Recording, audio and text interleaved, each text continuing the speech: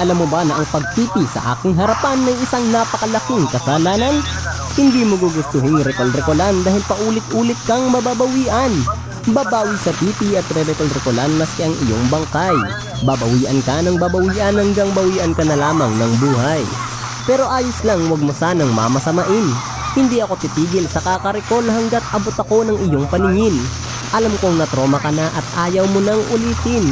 Akin itong naiintindihan ngunit di ko nga lamang tatanggapin. Kahit magtawag ka pa ng kasama ay di ito magiging sapat.